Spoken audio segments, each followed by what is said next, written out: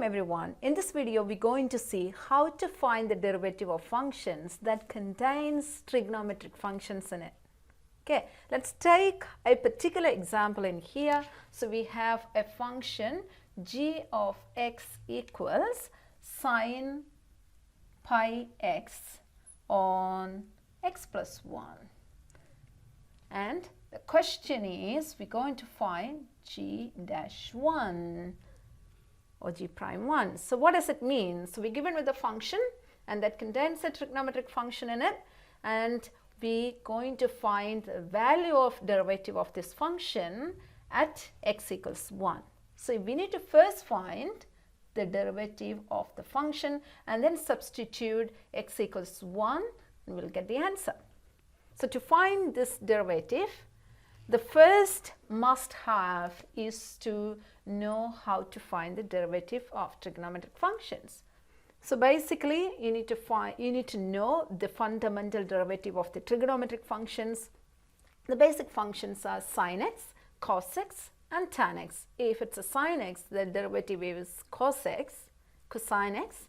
So d by dx of sin x equals cos x.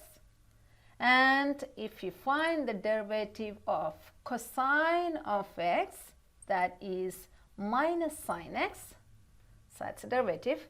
And if you find the derivative of tan x, you will get secant square x.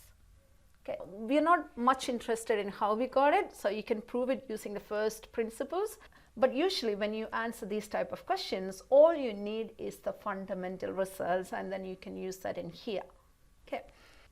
So for this particular question, we just need the derivative of the sine function, which is cos x.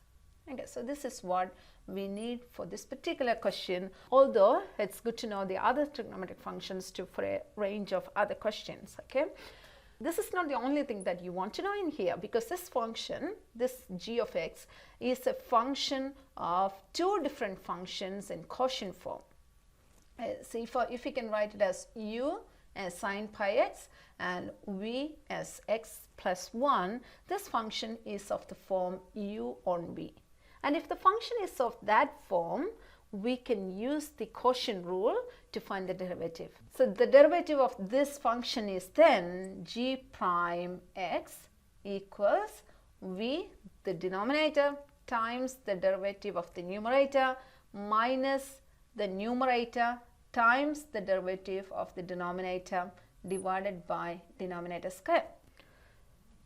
So this is one way of approaching this question, but this same question can be approached in a different way using the product rule. If I can rewrite the same expression as g of x equals sine pi x times x plus 1 to the power minus 1, and then we take the sine pi x as u and x plus 1 to the power minus 1 as v, then this is the product of these two functions, and then you can apply the product rule. So that's a different way of doing it, and if you prefer to do that way, that's also perfect, but I'm going to do this question using the quotient rule.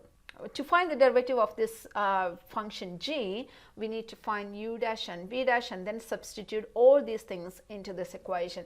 Okay, so the u dash is the derivative of sine pi x.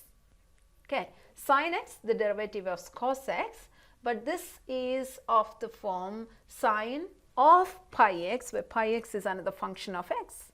Okay, so it's a function of a function, so we need to use the chain rule. So the chain rule is the derivative of the outside function, keeping the inside function with no change. So it's a sine, the derivative is cos, so it's a cos of pi x, don't do anything to the inside function, and then take the derivative of pi x, okay, which is the constant times the derivative of x. The derivative of x is 1. So that's pi cos pi x. Okay, now we need to find the derivative of v. So it's a v dash that equals the derivative of x plus 1, which is the derivative of x plus the derivative of 1. The derivative of x is 1 and the derivative of a constant is 0, so that's v dash is 1.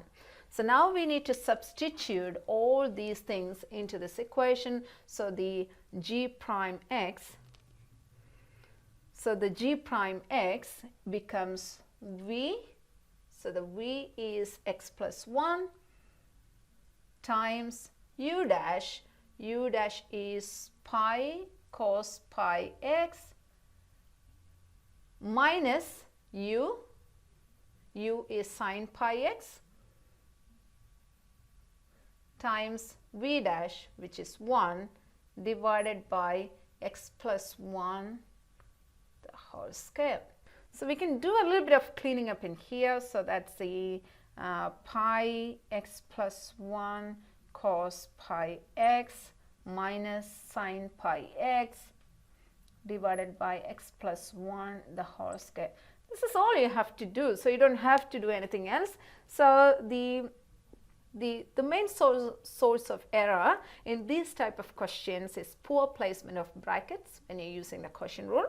So make sure you put the brackets properly, and also when you rearrange things you should be very careful with what you do.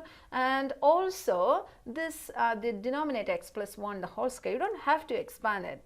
That doesn't make any better solution, better way of writing it. So you can leave as such. That's some extra job. And something else we can always forget is complete the question. So to find the solution to its entirety, the question is not g prime x, it's asking us what is g prime 1. Please remember to do that as well. So g prime 1 is when you substitute x equals 1 and g prime x, that's a g prime x is this one, and substitute x equals 1. So when you put 1 in here, so it's a 1 plus 1, 2 pi,